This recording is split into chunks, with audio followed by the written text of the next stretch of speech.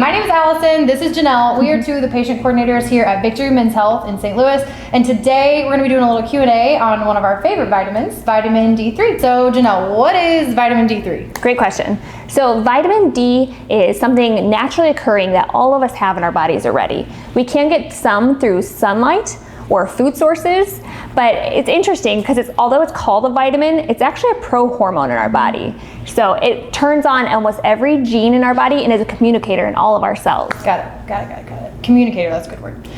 So you mentioned sun and diet. Why supplement? Can you get enough from the sun and from your diet? Yeah, good question. So geographically, if you live in the Midwest or anywhere north, you're not going to get enough sunlight to give you adequate levels of vitamin D.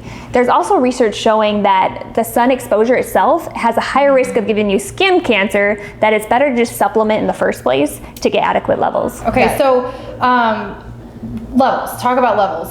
Here at Victory, what do we typically see in like a normal patient, and what is really like the goal of vitamin D? Yeah, good question.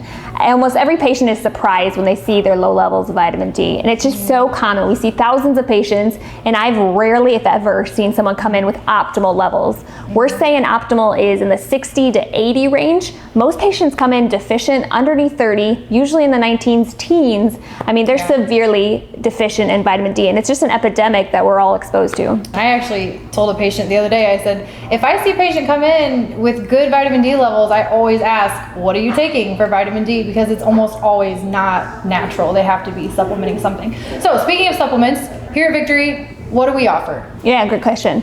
So quality of supplements is the biggest key with vitamin D3. You can find this readily available at any of your commercial stores. However, everything on the over the counter is not regulated. So what's on that pill bottle is not necessarily what's in that pill.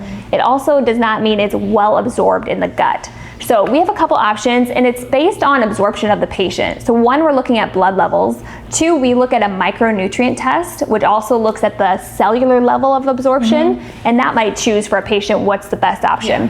So we have a couple options. Our preferred option is D3 with K2. D3 and K2 work synergistically, meaning they work better together, and it helps with calcium absorption at the bone level. So if you can take those two together, you'll get a better absorption of vitamin D3. Another option we really like is drop form. So it goes underneath the tongue. You do 5 drops per day, and we get really good absorption when it comes sublingual, meaning it's absorbed through the mouth and it doesn't have to go through your gastrointestinal system. Third option we have is a D3 daily. So if you're a regimen person, you'd like to just take 1 pill per day, stick with that. We have a 90-day supply, and that is a very inexpensive option and does a really good job with absorption. The fourth option we have here is a weekly option. So a lot of patients just cannot be compliant no matter how hard they try. I'm there with you. So once a week you can just take a 50,000 IU vitamin D, and that does a great job of getting optimal levels. Yeah. In fact, our CEO, Amy Stuttle, just did a really good podcast on quality of supplements with one of our supplement experts, Kevin Finnegan, and we can link that in the show notes. It's a really, really informative on quality of supplements and why you always don't want to just pick one up at your local retail store. So I think that's really about it for today. Do you have any other things you want to add? I want to know, a lot of people think that they can just eat more of something do something on their own to improve their own levels.